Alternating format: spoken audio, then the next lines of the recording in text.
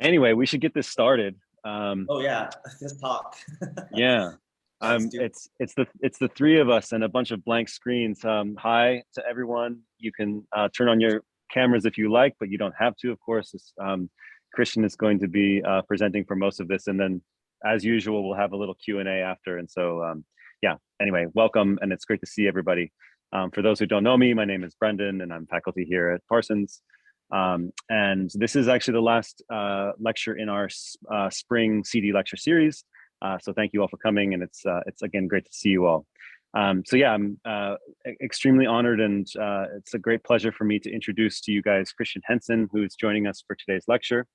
Kristian is a designer, director, and publisher based in Muntinlupa. I'm probably saying that wrong, Kristian. I'm sorry. Muntinlupa in the Philippines. Is a BFA from Art Center and an MFA from the Yale School of Art. After an early career of designing for LA-based brands and music labels, he moved to New York City to shift his practice to focus on working in collaboration with artists, photographers, and art institutions, with a primary focus on the Philippines and the Filipino diaspora. In 2013, he co-founded the publishing imprint Hardworking Good Looking with Clara Balanger as a means of researching and circulating concepts such as social practice art making, decolonization, vernacular typography, cyber folkways, I want to talk about that, third cinema studies, and also local print culture. Hardworking Good Looking has evolved into a wider collective that includes the artist Saar Christoph and designer Dante Carlos.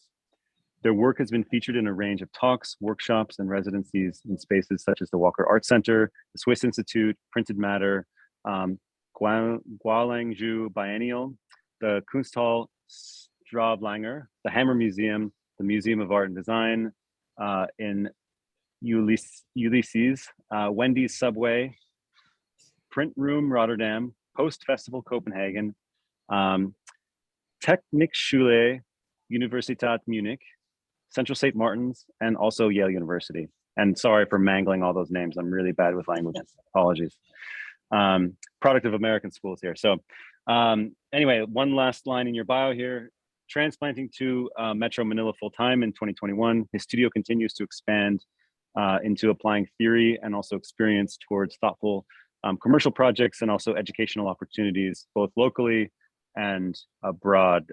Kristian has also taught a workshop here at Parsons, so it's really a great pleasure to have you here, and welcome back to Parsons. Thank you again for taking this on and for getting up early to speak with us. I'm going to turn it over to Kristian. Yeah, and let's see. Welcome again.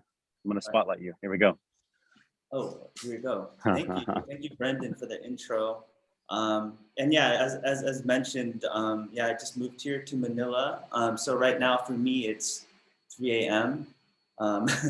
So pardon if I'm a little groggy a little bit, but I'm really excited about this opportunity and to be back at Parsons digitally.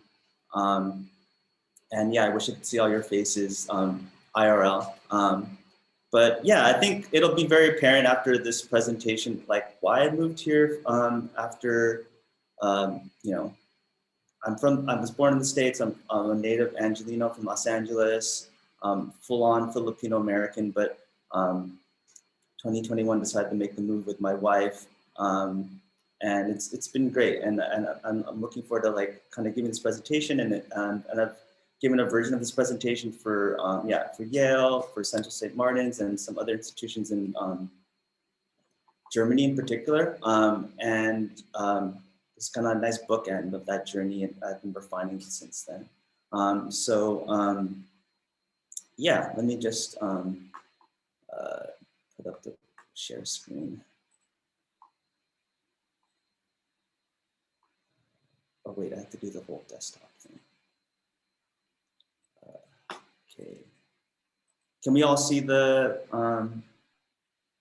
Looks good, yeah. Okay, great. Thanks, Brendan. Yeah.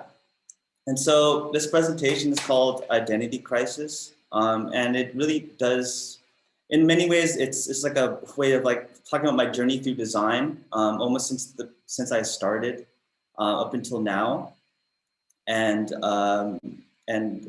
sort of I taught actually a class at Virginia Commonwealth kind of centering around migrant experience and cinema as it relates to design as well. And through that class and the research in that class, like came across the writing of, in particular, of Stuart Paul, who's a media theorist, and the way he talked about identity was, for me, even though it was written all the way back in the 80s, like such a fresh take. And this idea that like identity crisis is it, you know, like you imagine it's like this struggle, it's something that's like kind of seen as pejorative, but actually it's a kind of necessary creative friction that we have, like a struggle inside that has created so many types of music, writing, poetry, this unknowing, this like seeking to find answers to oneself, you know, because identity is kind of where the individual meets culture and society, has generated so much culture production, creative production of since the beginning, almost the beginning of time. And so I sort of want to embrace that in looking into my own practice, knowingly or unknowingly, like as something that I've been seeking or searching for in my practice in many ways. And then also as it relates to in design, right? We do a lot of design identity design. I participate in many types of branding projects like this, and how does that overlay with actual design, not just theory, but in practice. So that's why I want to just mainly show works in practice, my portfolio, because I love showing the end results of things instead of just like questions and ideas I have. I really want to show like how does it turn into form? Because you know, again, identity is essentially the struggle for visibility, for recognition, for dignity, and so in that case, like how does communication design like fit that gap? So yeah, I'll just like kind of show you through that practice. And this is like a print I did for Catalog magazine a while back, a library paper, sorry. But I think this sort of represents like sort of like the beginnings of my journey, because my practice is sort of fluid in many ways. I don't have like, I don't think I have a particular style or a way, but like I feel like I sort of flow between different spaces, whether that's commercial versus like more creative or personal projects, or whether that's like working between, sorry for the noise, between nations. You know, we're having this transnational practice, especially within the last 10 years between here in Manila and before when I was based in New York. Also just being an immigrant, you know, you're American, but especially if you're Asian American, it's like, are you, you know, being first generation or second generation, what do you want to say? You're sort of in between these worlds. And when I look at a lot of my printmaking, because before I did design, I was a printmaker. It looked like looked like this, and I think it's sort of like is emblematic in many ways of my practice. So I like to kind of share these. So yeah, and so yeah, again, I mentioned Stuart Hall, who's like a Jamaican British media theorist, and he described identity as it's a matter of becoming as well as being. It belongs to the future as much to the past. Perhaps thinking of identity as an already accomplished fact, we should think of it instead, identity as a production which is never complete, always in process, always constituted within, not outside of representation. Essentially meaning making is identity. You see the, you know, you see the end product, whether that's like a fabric or a song, or these things that we attach to identity, or in terms of things related to identity.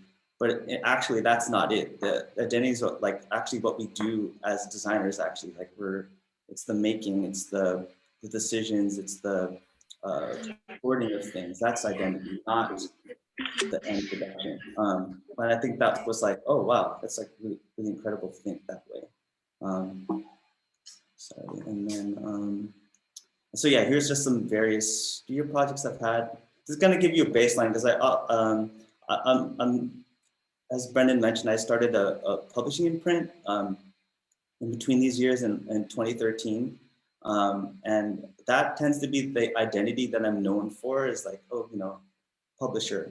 But it did work in relationship with my studio practice. And I want to show these works. And primarily these works are projects I've done outside of studios, more individual commissions as like a small individual studio.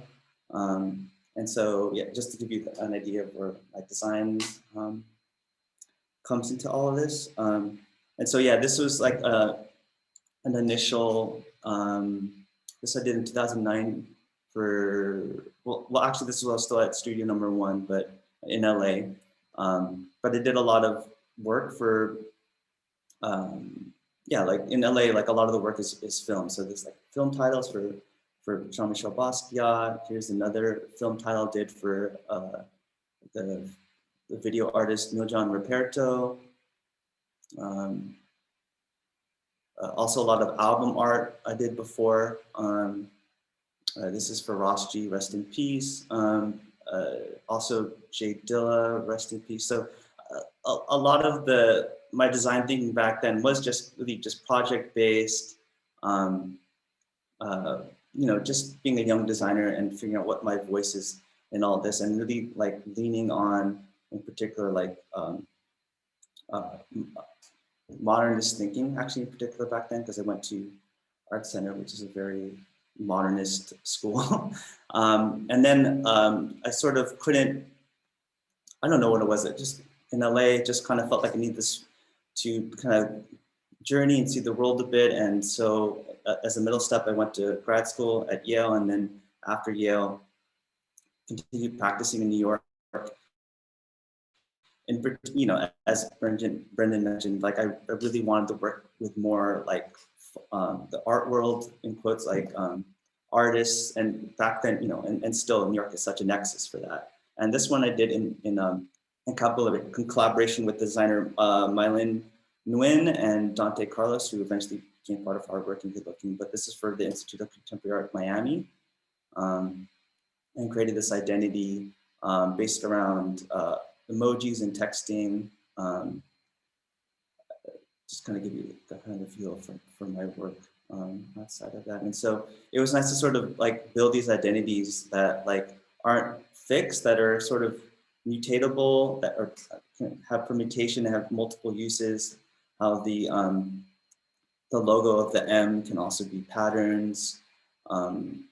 Here's it as a signage, but also like wayfinding as well. And so I think I really do look for opportunities of trying to find multiple uses and identities, and not have a very like strict controlled view, but something that's a little bit more flat, horizontal. Also working did a lot of work with Jeff Hahn and Francesca Grassi. This is for Nada New York. They would set a lot of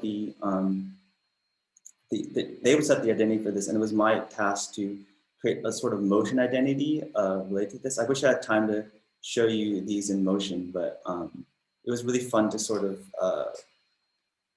yeah, like again, talking about fluidity, like and movement, like how do still identities move? And so like each year they would create a new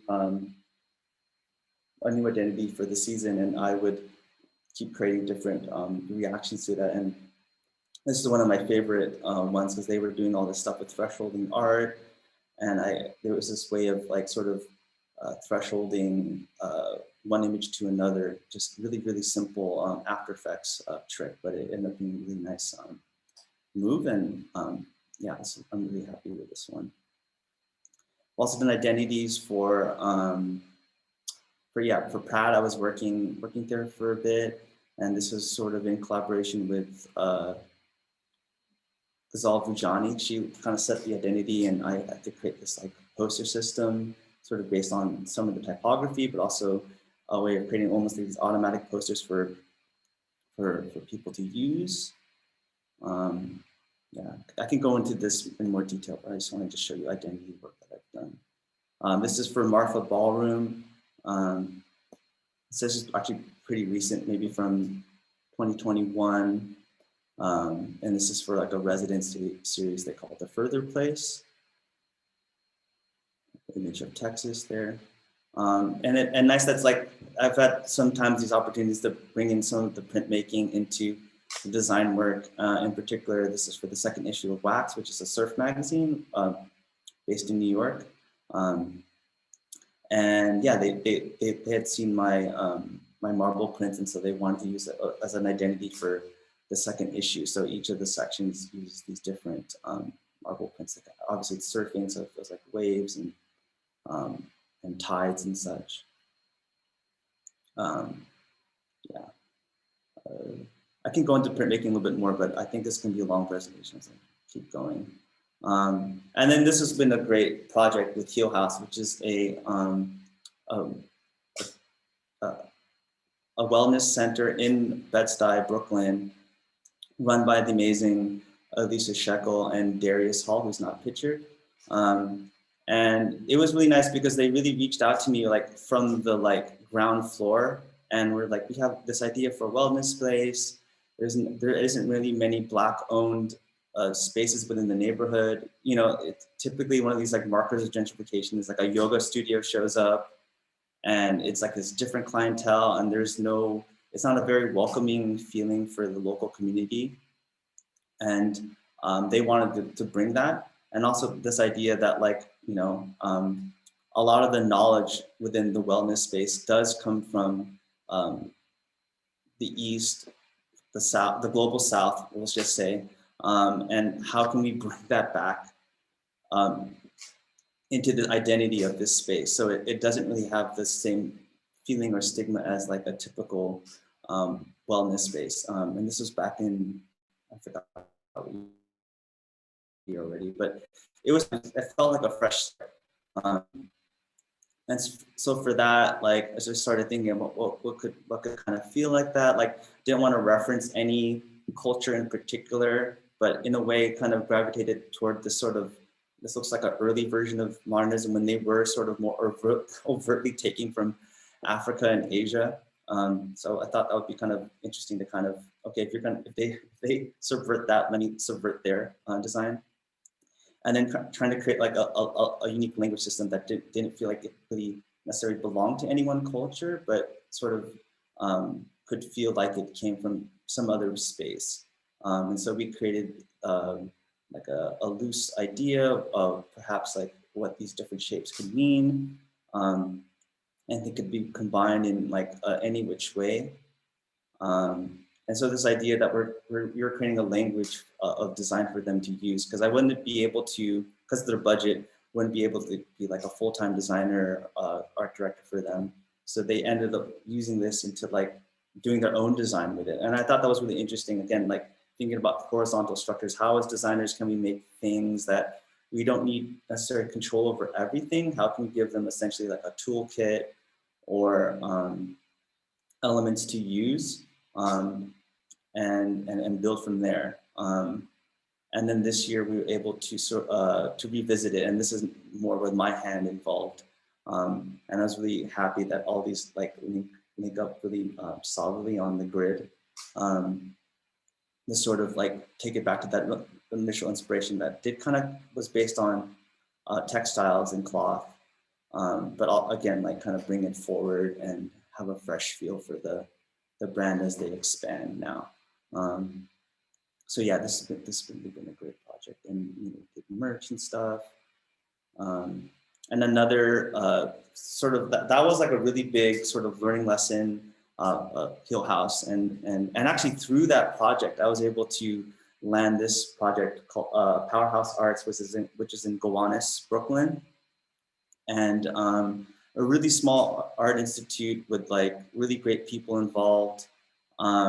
And really trying to create a new art space, especially in Brooklyn. We don't need more museums in New York to help artists. We need more facilities, especially given that like studio spaces are shrinking. A lot of art fabricators are struggling. And this is the idea of Powerhouse Arts is like to bring all these things under one roof to support artists, support art making in New York. And to keep it here, and it came through actually like talking with artists here and what they need. And again, no one was asking for another, yet another museum. They wanted like tools essentially. And so how do we give that feeling within the identity? And I worked on this with Francesca Grassi. And after visiting many of the workshops that span from woodworking, printmaking, ceramics, metalwork, etc., we just loved the ephemera of all the cast-offs and the throwaways of each of the studios. And so we sort of, as of the identity, the concept was to kind of dig in there, find the scraps, scan them, and you know, seasonally they get brought into this like into this identity. And this is I should have showed this in the beginning when I was talking about this space, but this is how Powerhouse is going to look when it's done. They actually ended up getting Herzog de Meuron, who did you know, the Tate Modern, to work on this. And it initially started as wanting to save this this old powerhouse, this old building that was a artist spot in the 80s, and in the 70s or 60s, it was a site of like a certain, I'm going to call this sort of, it was in the era of when there was happenings in art, and they would just find like an empty space and they would put on shows. And this site of Powerhouse was where one of the, a really famous one was in Brooklyn. And for historical reasons, they wanted to save the building, but also not just keep it as like an empty site. Wanted to kind of bring it forward and have it be an active, active part of the community and in the local art scene, because there's many studios in South Brooklyn. So yeah, to kind of have that kind of ground level feel, we want to make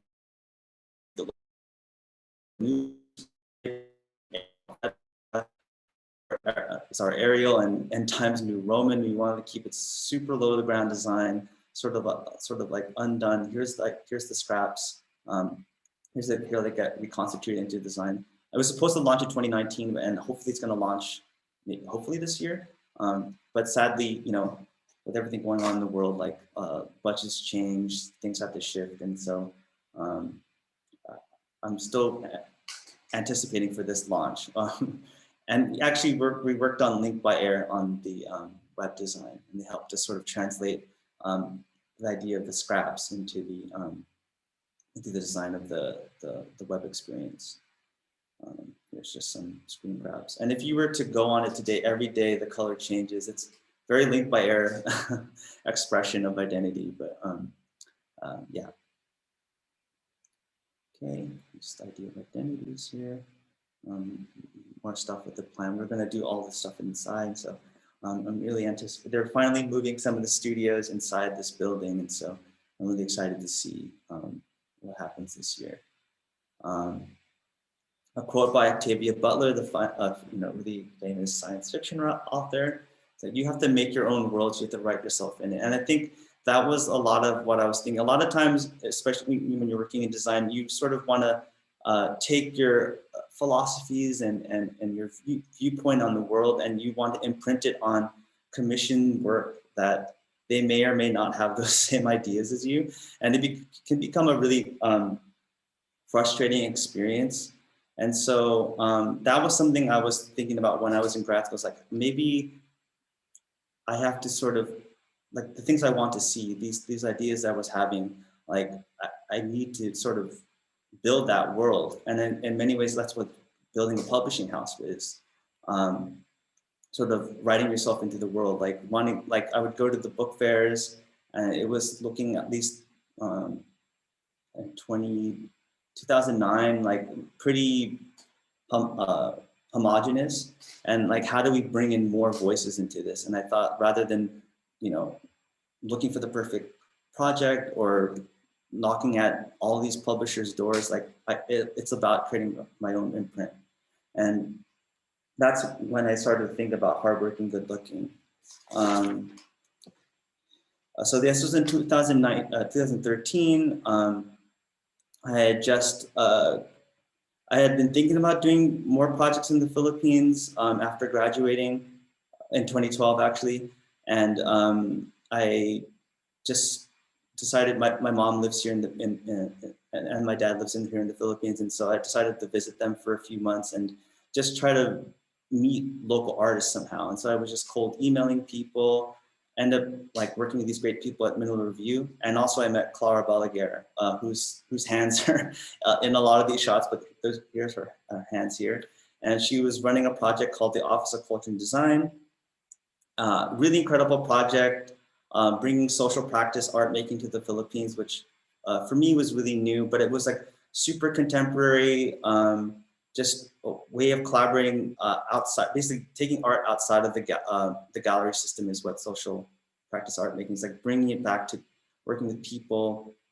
This is an early book we've worked on, which, well, man, I'm skipping on name, but we were working with like, she was working with a local, Canadian street artist who was like doing workshops with kids here in Manila, and they were like sort of documenting the process and what happened? What it means to make art in this way here in the Philippines. And a lot of her work was living on just online. And when I approached her, I was like, hey, this work is like so great, but I think it needs, I think printing it is a way of expanding it or preserving it, because even just right now, like Hardworking Good Looking, we have like a pretty solid Instagram, but it just got taken down for just who knows what reason. But if it's online, these things can happen. But I think if you somehow put it to print, it's like preserved in time in this way. And so he was open to it, and we just started working on all these projects. There's an early one with Wabi Rosa, where she had been collecting these plants for these terrariums, and sort of this project seek to map out Manila through the plants that you find essentially like on the street, like where it's already been paved over. So like we're kind of rewilding Manila in a way and mapping it in this, in a psychogeological manner, if you know what that theory is.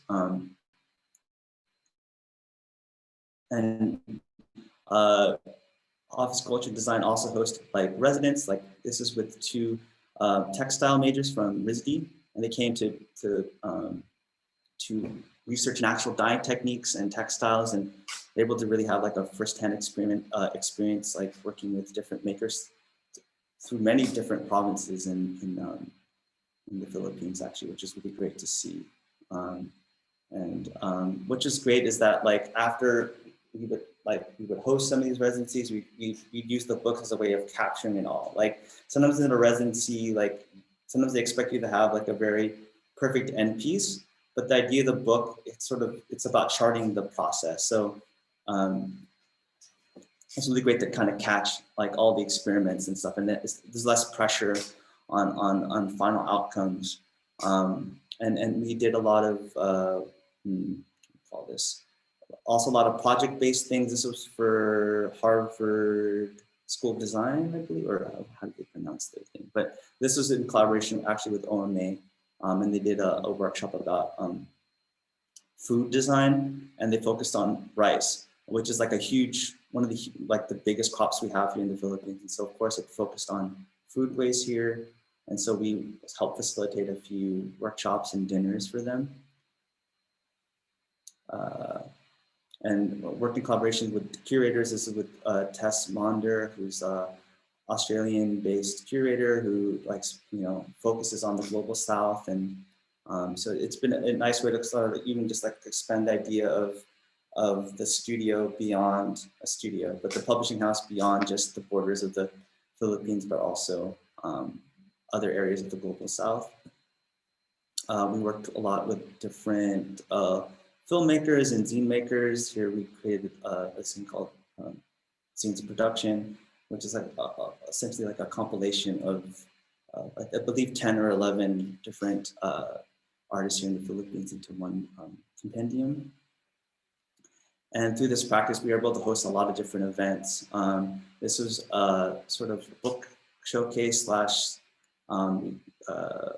installation we did at 356 Mission in Los Angeles, which was great. I'll just kind of zoom through these. This is a workshop we did in Montreal, a school of park run by Sean Yendries.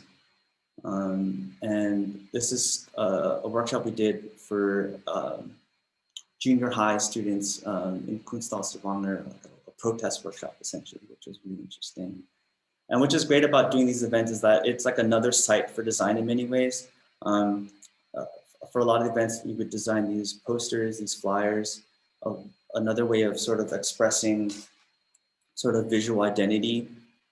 Because to work here in the Philippines, I think I would realize I have to kind of get out of, if you noticed my work before, like I had to get out of that sort of thinking and expand it into something more, something that could sort of like embody how design is made here in whatever way. And the difficulty of doing that as an outsider too, had to be handled with a lot of care. But I also think it would also be disservice to just be completely neutral and pretend like, you know, this isn't coming from the perspective of people from the Philippines. So we wanted to kind of have as much of a, and sort of through these posters, sort of discover like what is like a Filipino aesthetic coming from an outside point of view. And so, and working with a writer, if you notice, like a lot of the writing's kind of interesting and tongue-in-cheek, and I think that that's also like our unique collaboration between me as a designer and Clara as a writer and an editor comes into play. And so this idea that like we were thinking too, like, you know, maybe a Filipino aesthetic is beyond just fonts or words, but it's also like a tonality, like a lightness or a messiness or a, we'll look into more of that later, but I love posters as almost like a flat publication, another site to sort of, again, express an identity or put forward ideas of aesthetics. And this one takes on like karaoke culture, things for the workshop. So these were really fun sites for design for me. And so if I may, about like what is, you know, what is Filipino design? What is it? To understand that you need to know a bit about Filipino history. And I think that it's not taught enough, especially in America, like Parsons being a, you know, American school. I think Americans need to know, and Filipino-Americans need to know what happened here and our history, really. Like, I think that's like an issue that we struggle with. And another reason why I'm like, oh, publishing is really important because, you know, history is within books. And so, and this was like in another lecture I did, but in 1901, the Supreme Court declared that the Philippines and other colonies are foreign to the United States in a domestic sense, organized by an account of simultaneous interiority and exteriority. The U.S. empire wants to contain its colonies and colonize peoples, and yet by its nature, it cannot. And essentially what all this means is during this turn of the century, America was expanding. It was in this expansionist time period, even more so than it, you know, it already had reached California and wanted to go beyond. And so it started to colonize Hawaii, Cuba, you know, Puerto Rico, the Philippines, and at the same time trying to like expand. They didn't want to say that they're colonists because that would be against democratic values, right? And so they kind of created this sort of ruling. This is from the Supreme Court to kind of gaslight, is the best way to put it, subjects in this territory where it's like, you know, essentially we want the land, we want the resources, but as people, you're not going to be American subjects, and you're not a colonizer, even though they're behaving like one. You know, essentially that's what this ruling was. And I think that this sort of disconnect, this sort of, and it was, you know, the ambiguity was strategic, and the abstraction of these identities created this erasure that I think that like still, like I think that the American presence when you hear in the Philippines is super strong. But if you would ask the average American where the Philippines is, they wouldn't know, and they wouldn't know any of these histories. They probably wouldn't even know the presidents involved in all these things. And so I want to take you through all this. And so to take you through very quickly, in 1896, there was many rebellions actually from the native Filipinos against the Spanish at the time. The latest one was 1896. These were the Katipunan, like a group of rebels that I think there was 12 different provinces that rebelled with them. Actually, my grandfather was one of these men, and they essentially made it so untenable for the Spanish. They couldn't do it anymore, and they actually were going to cede control over to them. But that's when America kind of swept in. There's this kind of this Spanish-American War that happened, and instead of these individuals from Cuba, Puerto Rico, all the things that were within Spanish domain in many of their territories were ceded to America it was a settlement for some money. And again, that ambiguity, the truth about it is very, very fraught. And they like to pretend that just was okay, cool, we purchased you. But of course, people were already fighting for independence. So the fighting continued on for, this is now the Filipino-American War, again, which no one talks about. And that kind of raged on for another 4 years on the books, but really probably went on for another 15. And the casualties are up to 1 million different Filipinos died in this fighting. And essentially the Americans brought in the same forces that they used against the Native Americans, the Rough Riders, the same tactics that they would do against the territories in the West.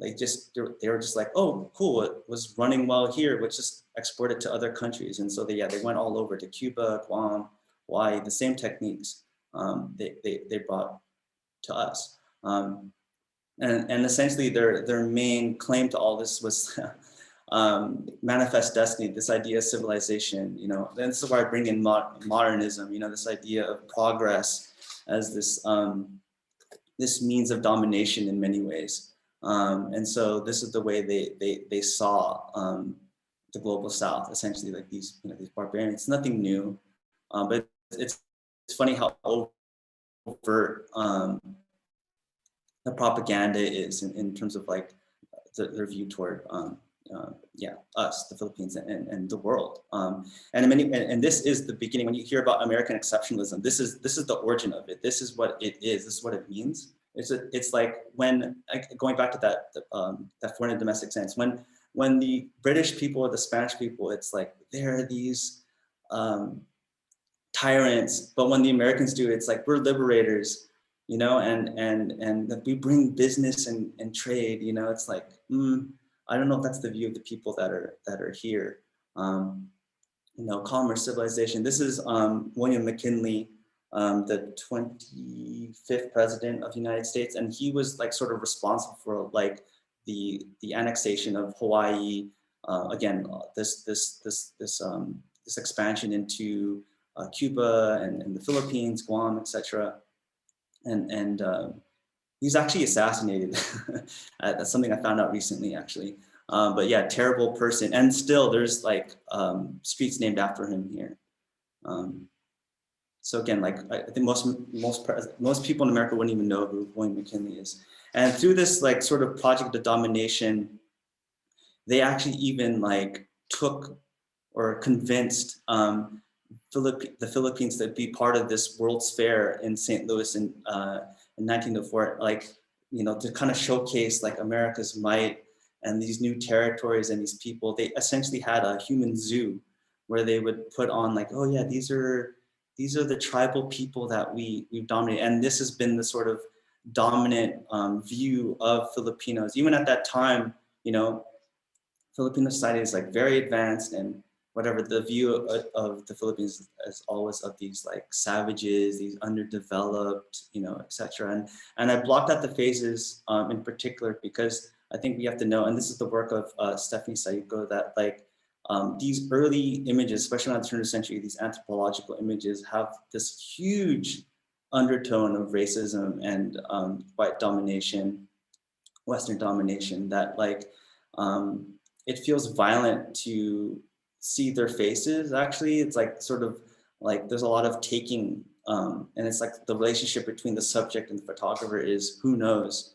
And so the work of Stephanie, this piece by Stephanie So you could sort of highlight like sort of the violence of some of the photography back then. So I just want to highlight some of that. Because even as Filipinos, we'll look at images of subjects during this time, like, oh, wow, look at their costume. Oh, like, look at how, it's so great that they're documenting times from this period. But at the same time, we're not thinking about like, what was the dynamic when that photo was taken? So I think that's kind of a good way of even checking ourselves. And this is Taft, who was the first governor of the Philippines, who ended up becoming the 27th president of America. And so like, I think we have to understand also like this interlinked relationship, that it wasn't just this throwaway state, like it was like a staging ground for a lot of different campaigns of candidates. And I just think this is like kind of hilarious seeing Taft, who looks like Teddy Roosevelt on top of a carabao.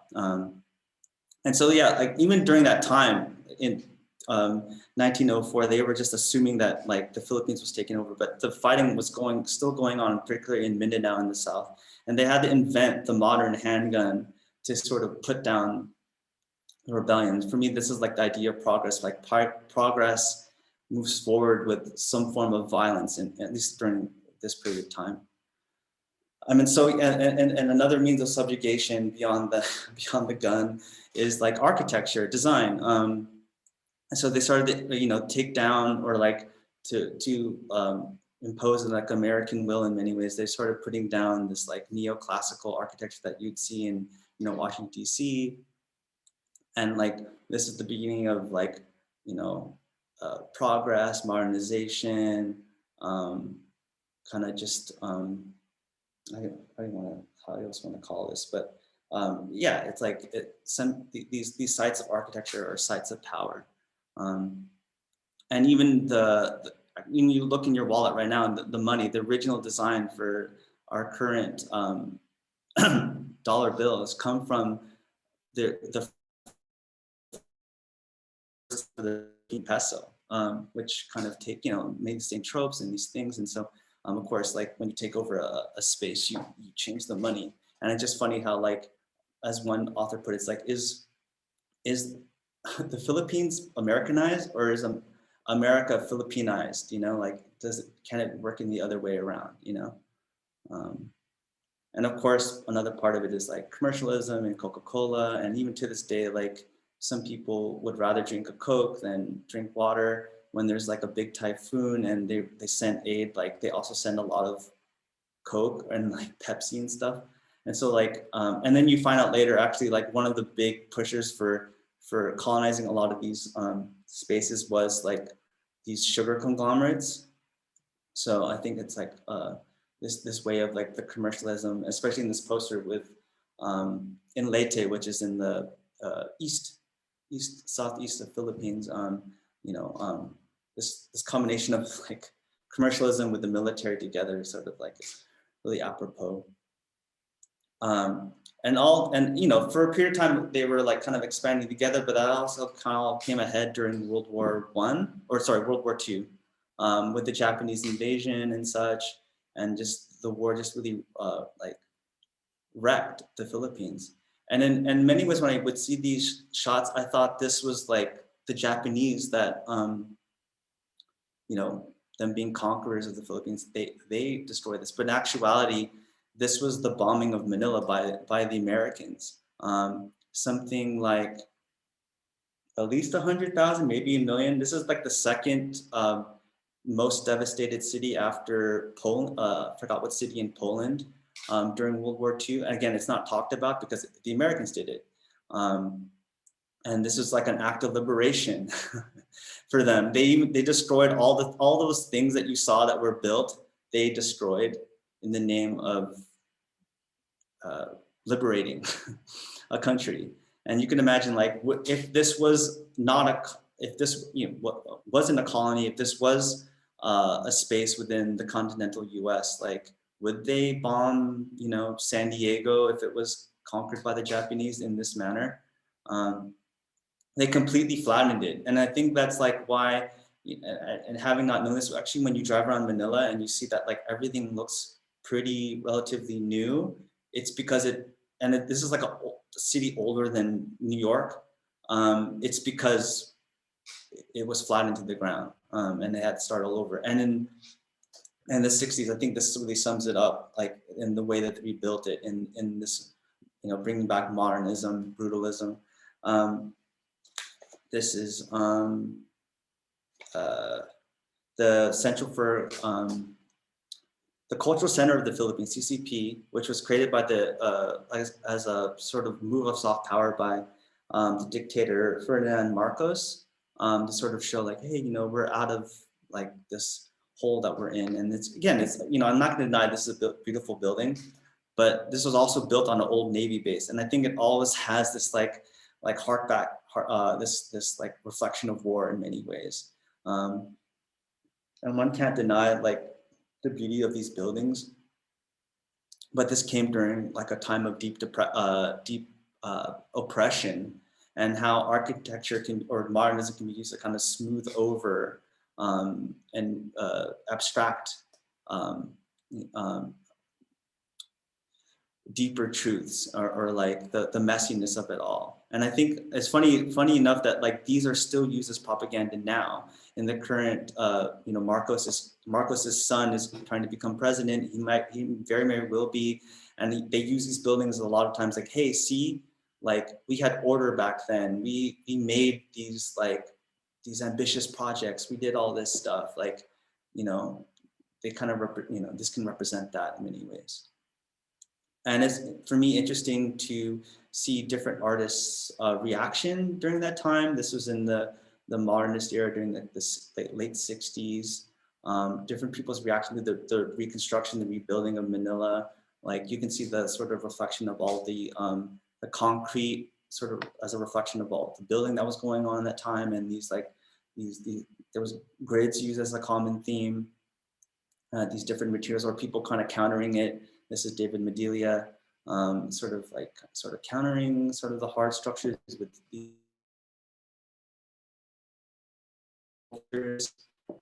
really amazing artists.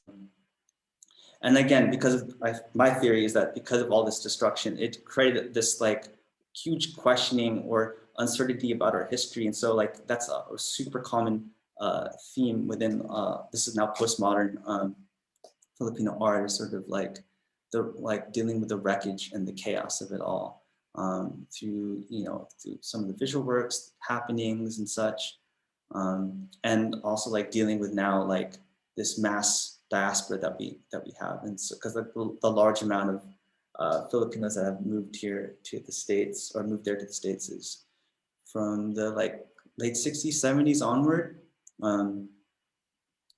and anyone following online, like take a screen grab if you want to know all the artists. I didn't have enough time to properly label everything, but for you to sort of further research some of the artists you've seen, this is for you, or take a screen grab now if you're watching later. And so this is sort of where I came in.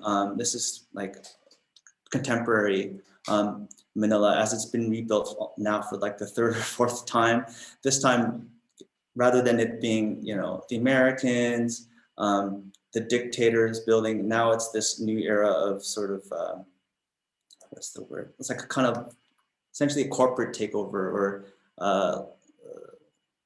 neoliberalism takeover of the Philippines. And again, this whole area, this is in Rockwell, and this is another area called, and Rockwell, right? They actually named a district after Norman Rockwell. Like, again, this like impression of American power still within here.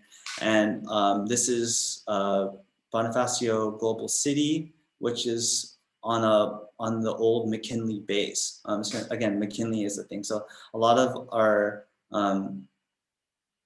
development here is over old military land, or has some sort of vestiges of war in some manner. So I think it's just really interesting to point out. And then just seeing, when I came here in 2012, like just seeing how are we artists reacting to this new reality, or this like continuum that we're on. And so this is one of the first works I saw in a gallery by Dex Fernandez, and it really sort of got me really intrigued about like wanting to discover, not discover what's the word, but like meet and like learn about more artists here. This is Zara Christoph's work, who's later on became part of our collective Art Working Good Looking. But I love just seeing like it's constantly being rebuilt here. If you were here, like it's really, really like you'll blink your eye and like the next month the skyline will change. And but to bring back design, I think one of the interesting sites to look at is the jeepney. Again, like vestiges of war, but there were all these decommissioned jeeps from World War II, and either they were repurposed, like in this case, with the original jeepneys, which were much smaller, or in this case, used as inspiration for, these are all locally made as well, for and there are mode of public transportation. But what I love is that on their exterior, there's all these sites for design. There are these tableaus that tell these stories about the driver. Each one's very unique. They have interesting names. They have names of family members. There's the route. If you look close, there's a route on there where they're going. And you're supposed to kind of just know and have a feeling of where I love it. It's kind of very, it really is how it works here. The body of the thing is stream of consciousness, and the root is almost like stream of conscious. And so definitely, especially as a Filipino-American, when you visit here for the first time, you see these jeepneys and they really stand out to you, and you're really just thinking like, what is this? Like, you know, like, as a designer, it's just like you're looking at the typography and it's like, I've never even seen these forms really.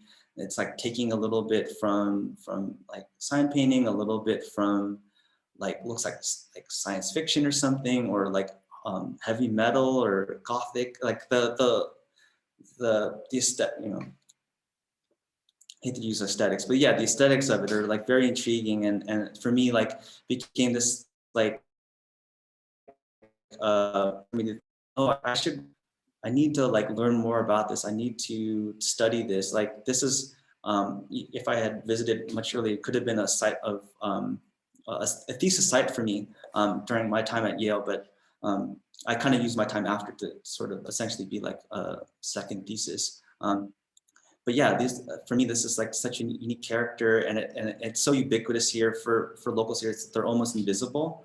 But essentially, so many of the graphic design made in the Philippines is by hand in this way and using hand lettering. And they also have like really funny like language use and these interesting nicknames for the taxi cabs. So this was very, very interesting and like a means of research for me.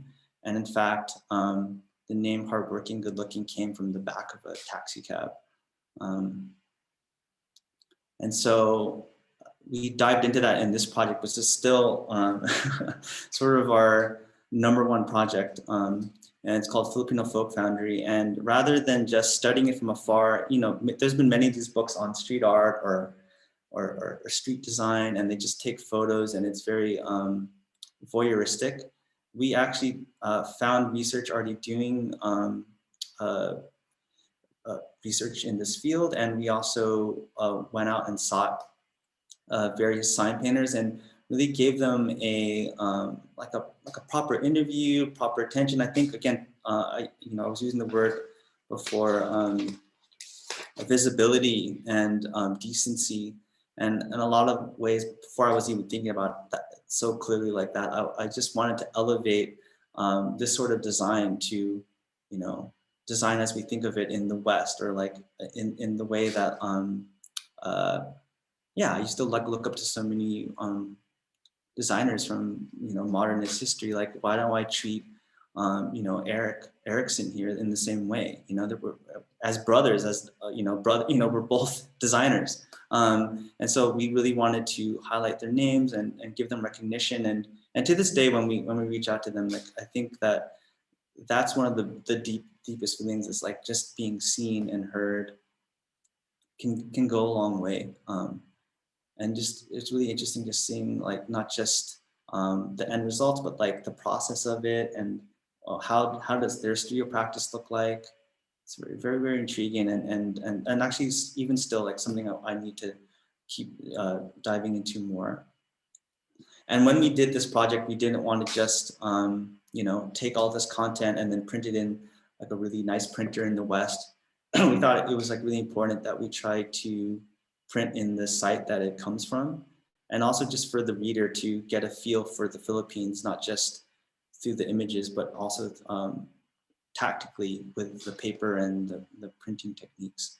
And here risography, you know, in the West it's very gourmet, but here it's very common and affordable. And so like, again, it's like a really key aspect of artwork and good looking is the production, the way it's made, the schlepping, the shipping, like just looking at it kind of gives me like a lot of happiness and some pain, just like, wow, it's like so hard dealing with all that logistics.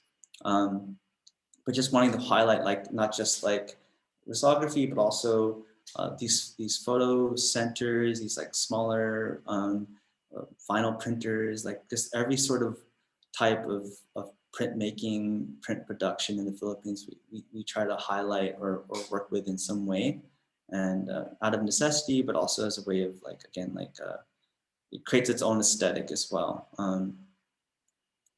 Because like you can imagine, like not everything when you work this way is super consistent, and their schedules aren't consistent, but you know, that's just, we're okay with that. We're, you know, a lot of times I talk about one time as like a kind of wabi-sabi in a way, you know, kind of dive into the imperfection of it, and have a broader idea of like what is good and what is bad.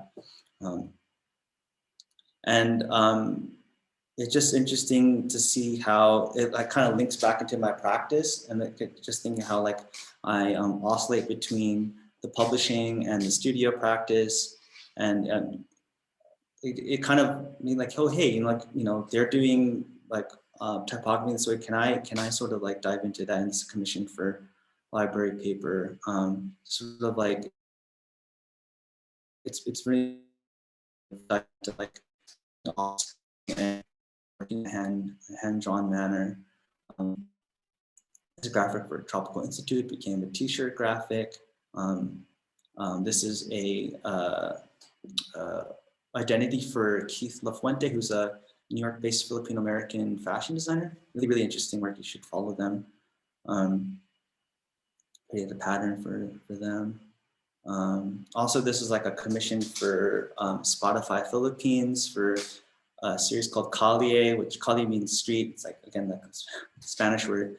But for this identity, we had this idea of like taking a bit of like, this is their house font, the sans serif is their house font, and then mixing in some of the sign painting. And so a lot of them, like I was drawing the letters based upon all different research or things I would find around.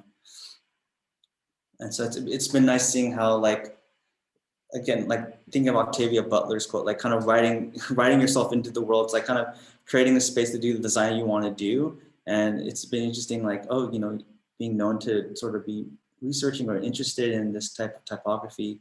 Now clients come to me for like this sort of design, which is great. Also working with just different Philam artists. This is Ana Luisa Penseco, and that kind of doing like a risography commission with her on a performance piece that she did a couple years back. I'm pretty happy with this one. And then this is another space in LA for like La Cita for an anniversary party they had.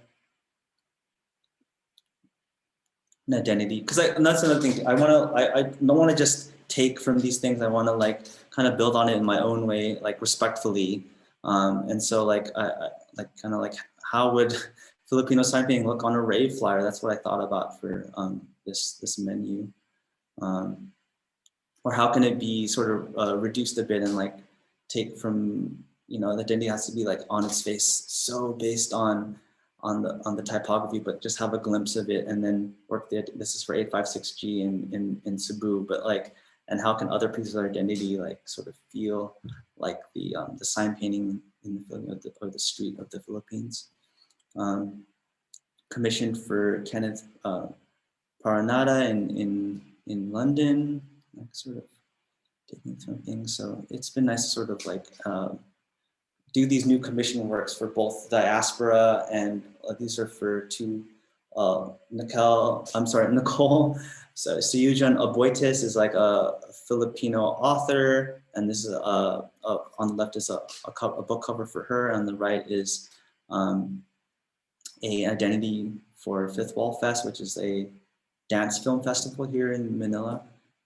And then I love how seeing it goes now beyond just the commission works for Philippines diaspora or Filipino institutions, but also like a lot of actually clients from Europe, like really like, hey, can you do your hardworking, good-looking thing, but for my flyer here in Germany or whatever, or for this is for Meredith Jenks, a photographer in New York. So it's been interesting, sort of creating a genre for myself in this way.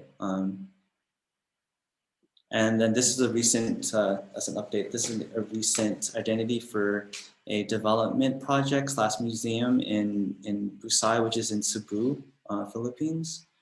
The name Strand came from strands from cloth, and the Philippines and Cebu in particular have like a deep history of textile making. And then the architecture, this is working with Aya Maceda, who actually she teaches at Pratt. She's based in Brooklyn, but also is she's from Manila, and she contacted me. We've collaborated before, but she contacted me to make the identity for this really beautiful space that sort of melds that idea of the lightness of the textile with the hardness of the architecture. I don't know how much I should be really sharing this, but and even fabrics woven subtly through the walkways and the patterns of the site. And so, of course, like for the identity, like I think it had to sort of have that link, sort of with this lenticular pattern that we're creating with, and so harking back to classic Filipino typography in the letter forms. Again, we have this idea for the signage. This is other pieces of identity. I'll kind of just zoom through this stuff. It's going to be applied to other parts of the branding through the whole site. There's going to be a contemporary art museum there. And this is what I'm really happy about. Like the identity can extend into other graphic ephemera. This is like a comp for some sort of outward advertisement for the space. And as an update and as a plug, if you're in New York at the Center for Book Arts, we're currently part of an exhibition there. And for that exhibition, they asked us to like, hey, like, let's revisit the Filipino Folk Foundry, because the book is there as part of the show. And so for that, we commissioned a sign painter here, Edwin Taya. We'll just call him Edwin. Sorry, I'm like it's a little early in the morning for me. I'm kind of like, my brain's a little loose, but we commissioned him to make some signs that will eventually be made into prints for them, and kind of revisiting the print manual, which is great. And this just within the last couple of days went viral. He posted about it on Facebook, and Facebook is still big here. And part of this project is we want to be very transparent. We didn't take any of the commission money ourselves from the curators. Kramer, shoot, I'm missing out on the curator's name. I'm so sorry. But essentially, we took their money, and because we've gained so much from the printing of Filipino Folk Foundry, and we really want to play it forward. And really, the heroes of that book are the sign painters. And so, in this way, we gave basically all our commission to Edwin, and who was really going through a hard time. It was, it's a pandemic. It's so hard for business as a sign painter. And so we really sort of, a modest commission here or there in the States goes a long way here. I think people don't understand the exchange rate is so large that something that we would say like, oh, that's not that much, is like you can survive for a month and a half off that here and well. And so he was very thankful for that, and very proud of the fact that more than even that, he was just so proud of his name being forward, that his work is being highlighted, that, you know, his craft means something, and it's at the Center for Book Arts, which is incredible. And from this, actually, like, people have been contacting him for sign painting work, and it's really sort of like boosted his business a bit. And so more than anything, like, and actually even more than all of the projects we saw, I'm super, super happy that this went down. And this is one of the Clara came up with the language for these posters, and this translates to there is no happiness on earth that is not watered with tears. And it's like a very like Filipino aphorism about like hard work and like persevering through hard times. And I think that like yeah, it's like very really sort of emblematic of working here, like working in the like Filipino history, things like that. So I really like that. So I can either end it here or I can keep going. Brendan, how are we with time? Sorry, we're well, I'm good. I mean, I'm here, you know, and I know that some folks have had to peel off for class, so it's really up to you and how you feel. I'm also fine with, we could take some questions, and yeah, but I'm enjoying seeing your work. I realize a small sliver of it, so this is awesome to see. But it's really recorded, because it's recorded. I'm just gonna keep going, and yeah, I'm thankful for anyone who's still here. And I know that's like kind of gone over schedule. But yeah, like I'm just here, and this is probably the last time I'm going to show this presentation that's recorded. So I'll just keep going. Yeah, fantastic. And for folks, you know, if you have a class to run to, it's all good. As you all know, you know, these are posted on YouTube, you know, later today, and so you'll have access there if you want to watch the rest of the presentation. But yeah, please, it's the time is yours, Kristian. So it's whatever you feel comfortable with, and yeah, I'm here. Awesome. Cool. So yeah, this is just like the back bit of the presentation, just to kind of give you a full idea of my work. And yeah, if anyone has to go, if you have questions, just leave them in the comment, and maybe we could get to it after, and you could see that answer later. Anyways, Filipino-American text, and so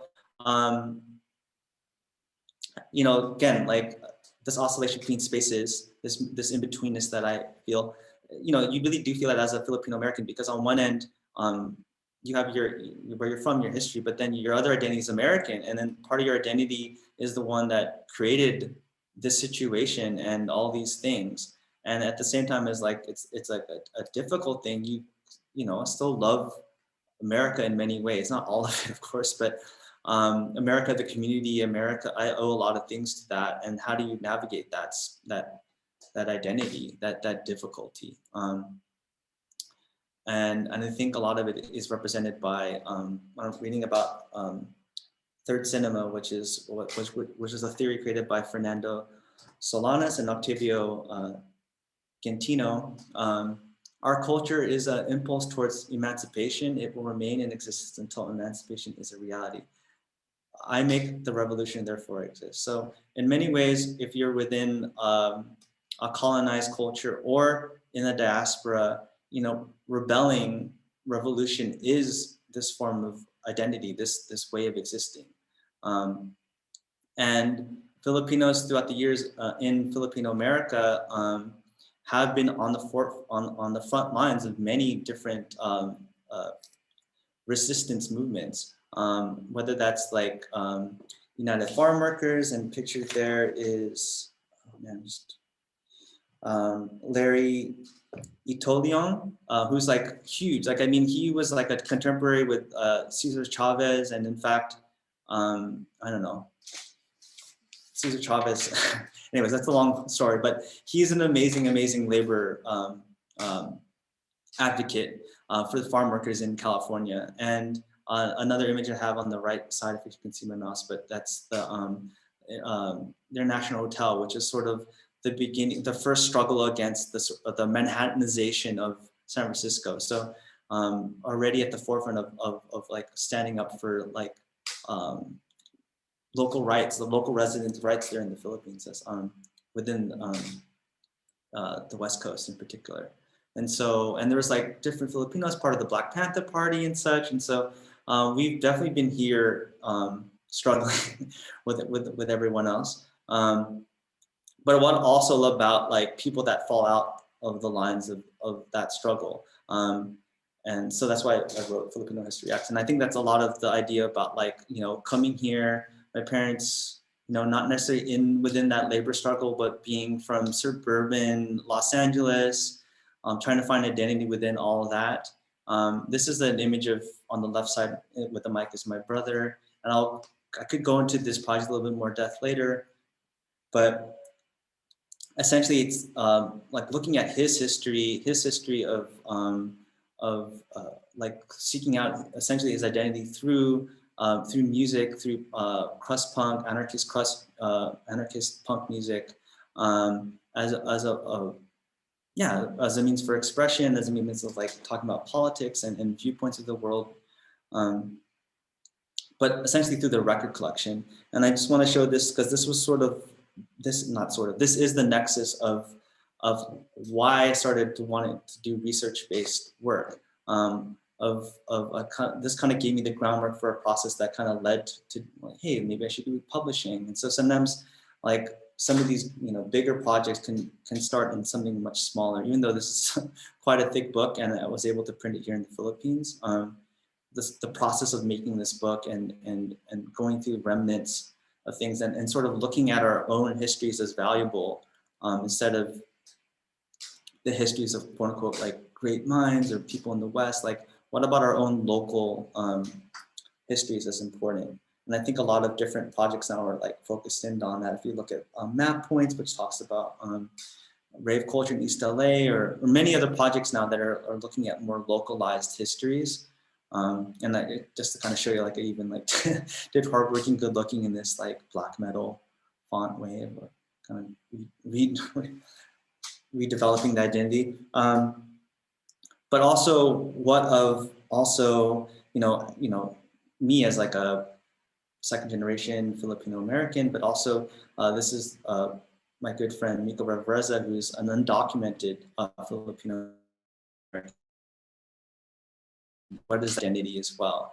And what, you know, especially when identity is the struggle for visibility, like when you're undocumented, you feel like visibility is being hunted, essentially. You're always sort of like running from detection. And so we made a series of publications related to because he's a filmmaker, to his films, sort of that kind of tackle. This is first time really tackling that identity head on.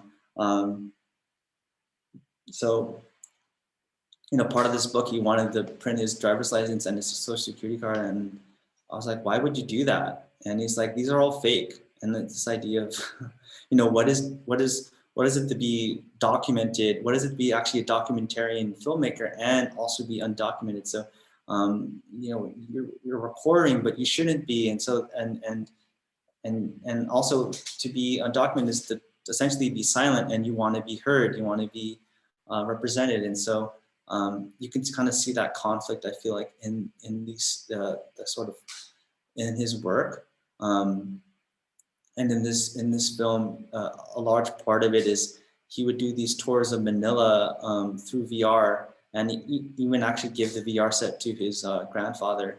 And well, actually, that's not that part, but essentially, here's those parts. Because at the time, he wasn't allowed to travel anywhere. Like he's, you know, like to be undocumented, you can't really fly.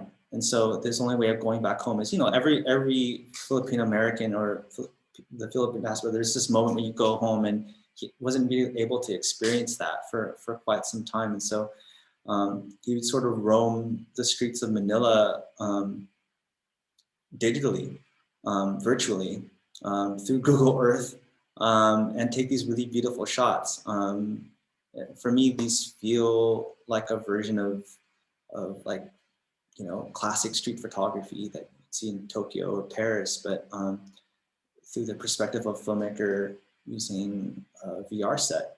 And he would try to go back to his hometown. He tried to go back to his streets. And so you feel that longing for connection, and the sort of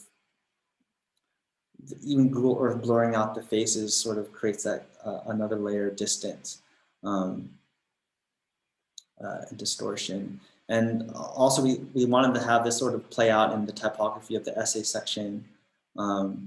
And I love this quote, like talking about like to be undocumented in America is a performance, and now I'm exhausted with performance. Like, who is the best performance artist than an undocumented citizen?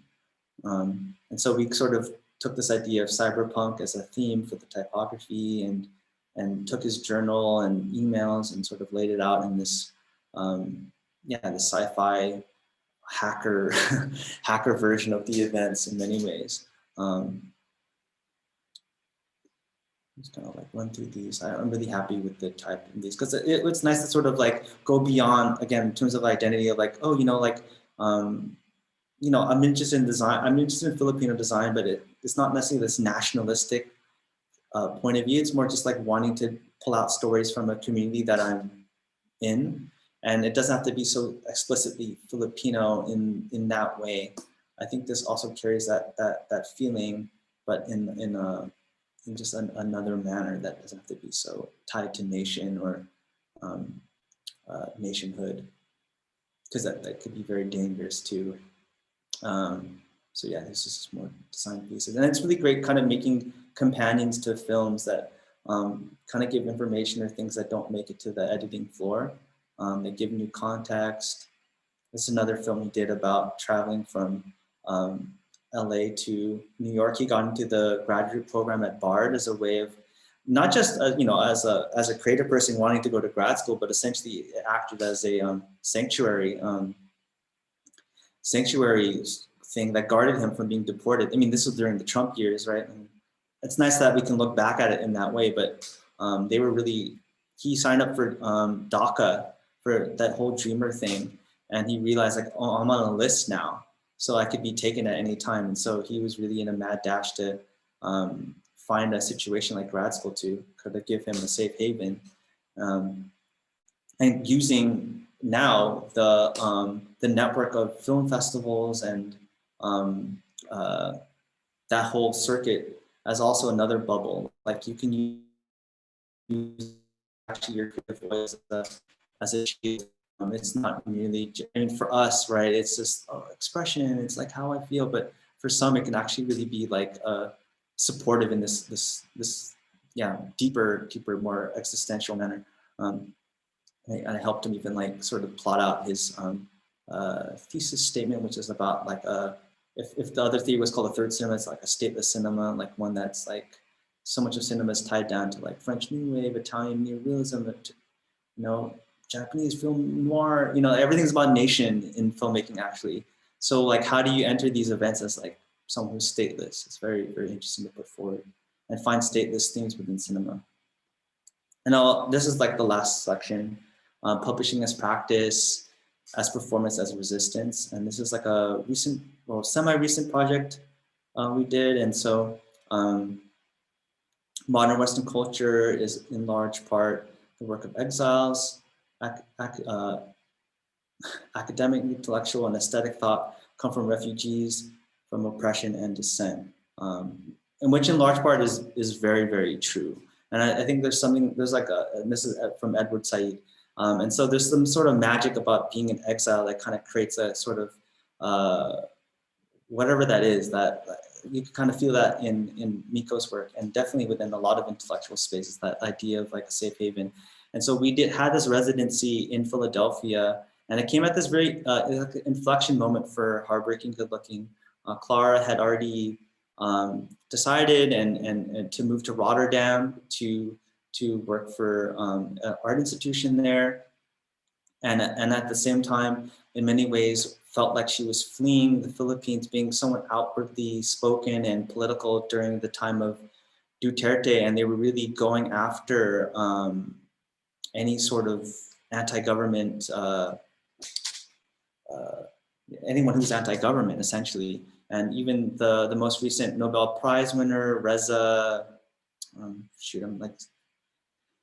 passing out her name, but essentially the Nobel Prize winner from this year came from this time period, and Clara was sort of right there with her, definitely supporting her, but was sort of the target of these troll armies. Would sometimes like call me, like really fearing. I mean, they were really assassinating people. It's really, really crazy. And so it kind of came this time of fleeing. And these works by Tsar Christoph that you see in the photographs sort of represent that. It's like almost like packing things up, but also they would wrap the bodies of people in newspaper. It's very, very, it got morbid for us, and it really felt like we were in this existential moment of like, what do we do with our publishing house? We had an initial idea for what this residency would be in Philadelphia, but it shifted to focusing on both Duterte's war on drugs and the fallout for that, and what it meant for press freedom, and going through an archive in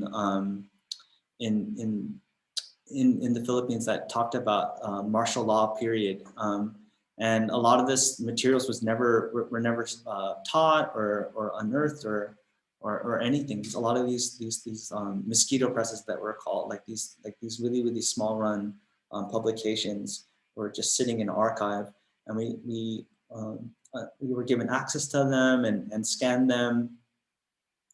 And through that, we just thought about like, yeah, like, okay, we have an existential thought about what our press will be, but also, you know, what is publishing, and to kind of show you the martial law period. A lot of political dissidents were being jailed and tortured, and it was to keep control of the Marcos family for many years, and they would just brand them as communists or whatnot.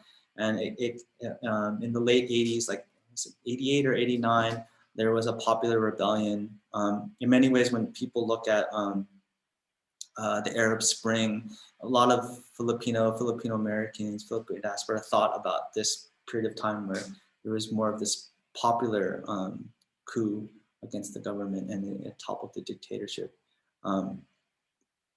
But for the space in at Ulysses, we wanted to kind of reimagine what would it be like to run essentially like a small press in the Philippines. So we brought all of our stuff there to kind of like essentially be an open library for anyone who'd want to come, but to be used as like a, rather than just our own space, it became a community space to host lectures.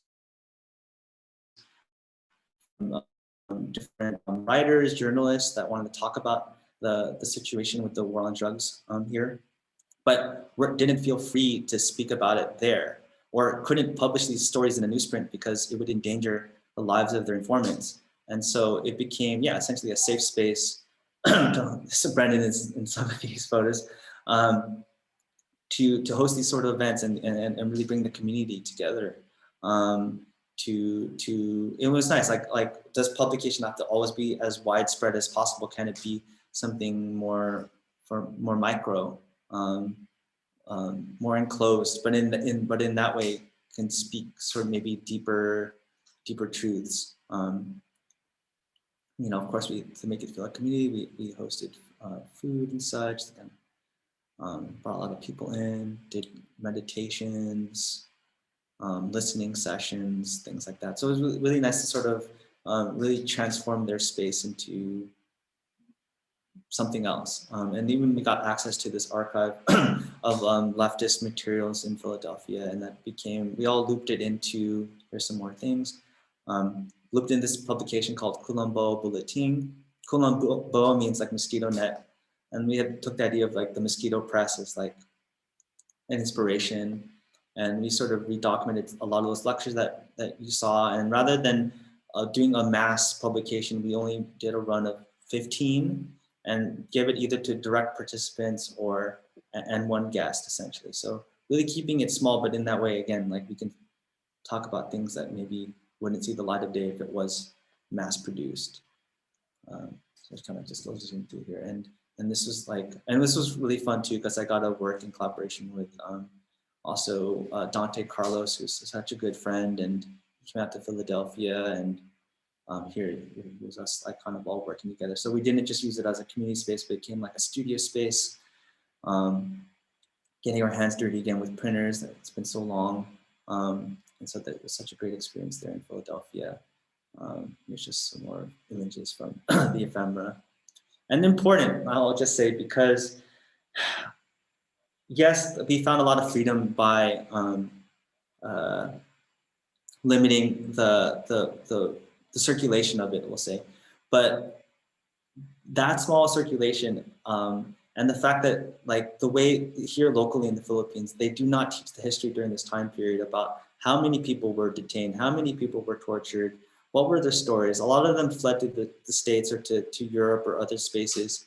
And so that vacuum that was created of not wanting to talk about this inconvenient time, to say the least, is what creates an opening for the Marcoses to come into power again. And this is a kind of reality I'm going to be really faced with. I mean, it's going to be a real, like, buzzer beater shot to bring basketball into, for Lenny Robredo to win. But in reality, I'm mentally preparing myself to be in this situation again where, like, do I, I don't know how I'll be, I know Clara, not to continually speak for her, but I know she cannot be silent during this time period, and maybe put her life in line, but I don't know what I'm going to do. Like, when shit hits the fan, if that happens, I'm just sort of like trying not to think about it. I'm trying to, like, sort of, I know a lot of people are going to start protesting and things like that. So I'm really, really ready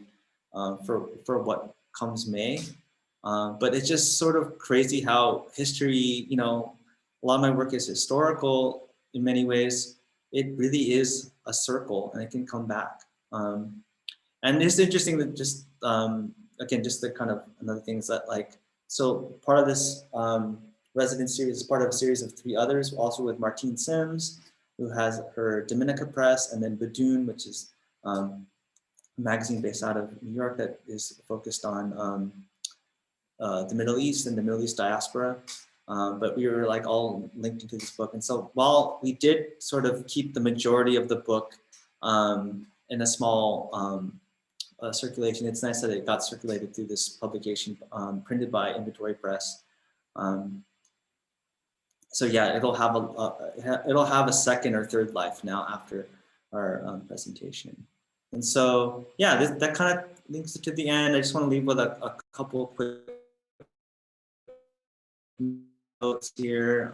That I love this idea that Frantz Fanon's idea of identity is its passionate research, and I think that's, like, kind of can sound kind of corny, but it does kind of sum it up. I think a lot of people in the diaspora, like myself, are so good at research because we're always trying to figure out what we are, what is this, where do I come from? My history is not always, like, told to me in books. I need to sort of scratch and claw and discover, learn these things for myself or unlearn these things. This other, but the filmmaker Ousmane Sembene, who's like an amazing African filmmaker, he talks about his film as building a mirror of your own making. So, like, the representation is not just good enough to make a film within another person's system. You have to also create the infrastructure, the mirror, the apparatus for your own reflection as well. And I thought that in many ways, that's how I think about publishing or my studios, like building the apparatus. It's not just enough to sort of force it through another person's practice or through another client. Like, I think it's important to at least attempt to build that apparatus for yourself. So yeah, that comes to my lecture to an end. Sorry if it kind of went over for a bit. Thank you so much. Yeah, that's it. Thank you, Kristian. That was really fantastic and beautiful to see really the breadth of your practice. Yeah, it's again a great honor to have you here at Parsons. Wow, yeah, I'm happy to open it up for questions if anybody has any. I know that a number of folks had to drop off, but if you, for those who are still here, if you want to turn your cameras on and ask a question, or I'm also happy to repeat a question that's asked in the chat. But yeah, no pressure, and I can also ask questions too. Let's see what folks say here. Let's see here. Maybe we can.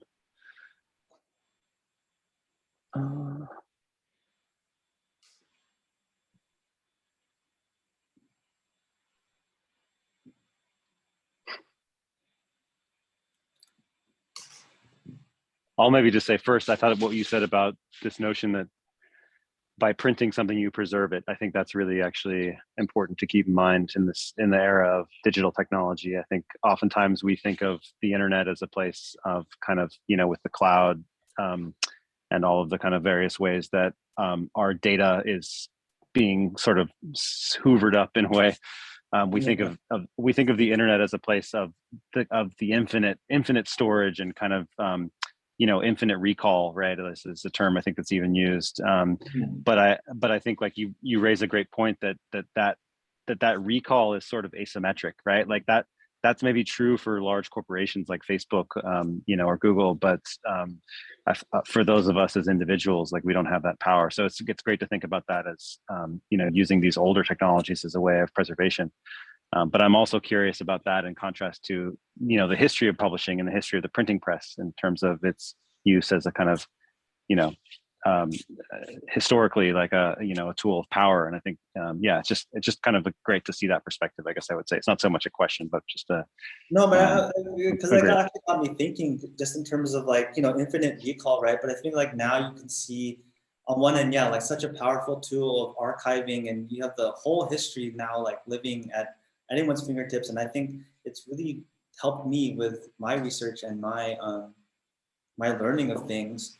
But now you can see it's like could be used as like weaponized as a tool against that with like disinformation, fake news, and just thinking in regards to how I just think like all of this paper trail is like living online, but somehow the way in which Marcos, that's not to kind of keep bringing him up in this situation, but he's been able to use the ambiguity and the lack of a paper trail to create like the basically mythologize the past, and in many ways, like I think that's what's helped the far right is that like they kind of live off this idea of a golden past, and if it's not documented in this way and it can be changed, you can make the past whatever you want now. And like that's literally, I mean, that's why there's stuff going on in Russia and Ukraine. They're just make it up, You can everything's so soft now, and a hard copy, paper.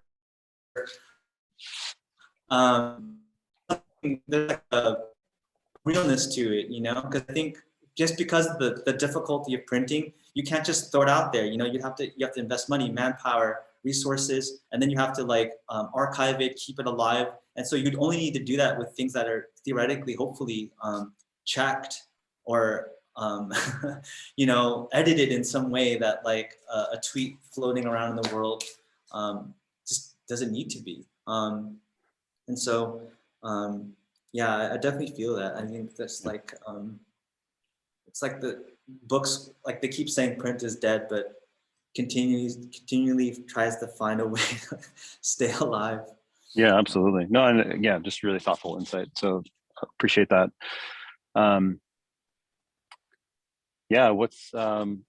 What's next for you? I mean, obviously you mentioned the kind of the election that's coming up, and that has there's a gravity to that that's really intense. But I mean, I think that's important to me. I think here, already as like, I'm thinking it's so funny, like, in the States being Filipino-American, you have this idea of being an immigrant. And then moving here, I'm immigrant again. So like immigrants always try to like, find community, like either like meld into one or create one. And I think, and I'm, finding my ways here through there's really amazing people here already through friends that I've made beforehand doing all the work here, but also new friends I've made along the way now being here for a year. And just thinking how, like if things have to go more underground or underneath, it will sort of galvanize community here. And I don't know, like on one end, they unleash this like, so many artists who've done like so many of their work is about that history. And they're basically with a loudspeaker saying what happened, how will it like come into contact with people who are denying that truth? And I just want to be there for those people and support them in any which way. And I think that's part of that future. But on a side note, just interesting, like how, because I know like a lot of times, even in this presentation, sometimes the way I talk about Philippine design, the Filipino design community. It's almost like it's just coming from my point of view, and I'm really excited about interacting more with the design community here. We were in extra lockdown here for only now are things opened up, so we were in an extra year of lockdown, and so that's kind of hindered a lot of that that interaction. But I'm really looking forward to sort of not just talk about Filipino design as an abstract and as just from a diasporic point of view, but also yeah, just like work with designers here, collaborate in any which way, like teach or do workshops and learn from them as well. So I think, and I'm just curious how that will create yet another chapter in my practice. Yeah. Well, I'm excited to see that, and yeah, I mean, again, I'm honored and humbled to have you join us here. So thank you again for staying up late for us and for coming to share your work. I know that folks have to get to other engagements, so maybe we should call it. And unless there's any questions from the group, you guys are again welcome to speak up if you'd like. Put myself in gallery view here. Yeah. Hi, not a question, but I'm Filipino. Sorry I couldn't turn my camera on, but I just wanted to say that I really loved your talk. I also am interested in like jeepney and the design they have just because they're so colorful and unique. And I've also seen the sign painter you're talking about all over my Facebook. So it was nice. Really? Yeah, I'm Filipino, so all of my Filipino friends have been sharing it, and I'm so lucky that I'm actually able to go. But yeah, that was a wonderful talk, and from a Filipino perspective, extremely interesting. Thank you. I studied in the Philippines. I went to the La Salle, Manila. Yeah, so I was also really close to CCP. I used to go all the time with my friends because I had a friend whose mom worked there, and we would always see the exhibitions and watch Cinemalaya. Nice. Yeah. Yeah, that's it. It was just a really good talk. Thank you so much for sharing. Yeah, the interesting, I think CCP is such an interesting, because on one end, especially looking at the thing, it could be this, and theoretically, you could, and there's all this oppressive power.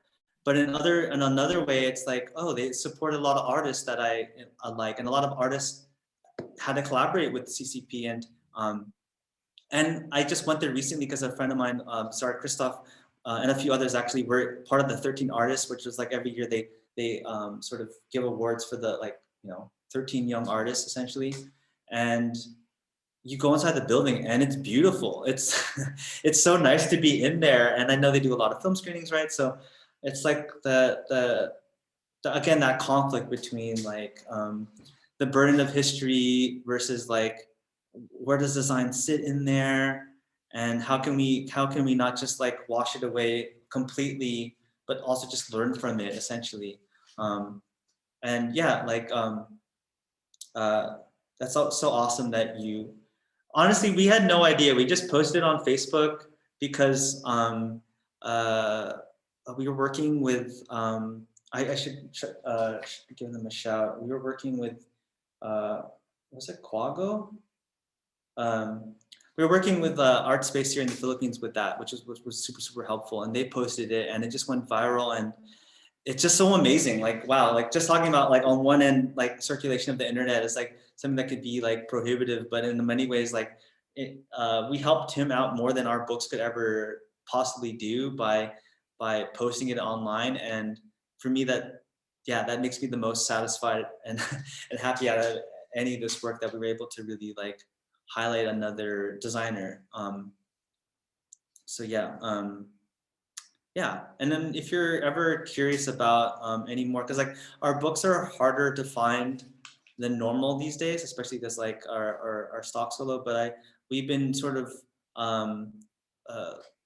sending just privately through PDF like our publications to any designers who are interested. And so if you ever want to learn more, maybe Brendan can share my contact if you ever needed any of the publications. And that goes to anyone else who is here. Okay, I would love that. Thank you. Because Yeah. I don't know if you know, like La Salle is one of like the bigger schools in Manila, and like I was part of their pioneer art and design batch actually. So Oh, most of cool. my friends are also artists, and they were interested in it. And like you said, it's kind of harder to get that stuff, especially if you're back home. And I just checked the website. I think the book is open for pre-order, if that's correct. For the publishing, Yeah. I think so. I can help you source that. It's like a kind of, it's also a very small press that's putting it together. But yeah, it's like so hard to find books here. I mean, thank God for art. You've been to Art Books Philippines, right? And have you been there? It's in Ortigas or Uh, anyways. Ortigas is kind of far from me, but yeah, I know. Yeah. But anyways, yeah, just please stay in contact. And I'd love to help you out in any which way. Yeah, if it's okay with you, Kristian, if folks want to email me, I can connect you guys. It's yeah, no problem.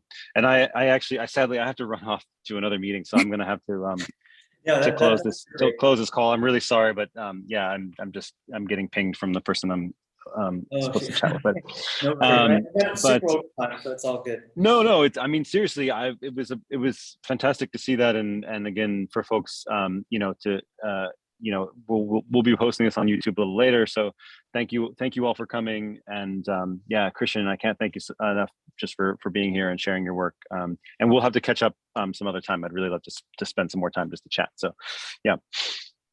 Great, awesome. Thank you so much, everyone. And Thank yeah. you. Yeah, thanks again for coming. Yeah, great to see you. Awesome. Thank you. See you. Okay, bye everyone. Bye.